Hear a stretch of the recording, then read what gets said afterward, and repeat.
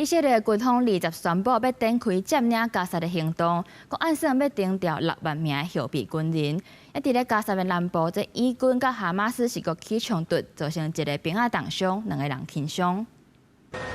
28名为以色列南部因看到加沙走廊天顶出现大规模爆炸，以色列宣布展开夺取加沙市行动初步阶段。佮表示会征调6万个有备役军人，准备扩大对加沙市的军事行动。虽然危险一直称悬，真侪巴勒斯坦人依然选择留落来，因为加沙即马已经无安全的所在，去倒位拢共款。这23岁查某囡仔哈马德受困伫中部都市纽斯拉特被轰炸了后，突入队内底，虽然受伤。 暗过兴奋被救。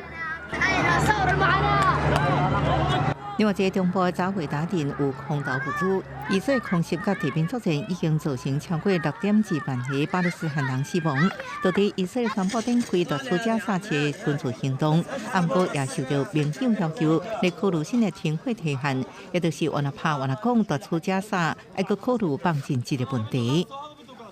התחלנו את הפעולות המקדימות והשלבים הראשוניים במתקפה על העיר עזה.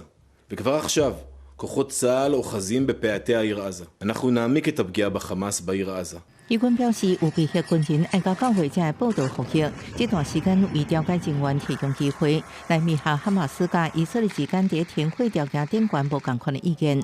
暗过当时伫南部都市汉尤尼斯，以色列军队甲哈马斯爆发冲突。前以色列军官表示，超过15个哈马斯武装分子为崩坑出来，用枪架、反战车飞弹攻击，造成士兵受伤。总理纳坦雅胡办公室了表示，已经赶紧夺取哈马斯据点，个拍败这组。 这个时间，公司新闻，恩文玲报道。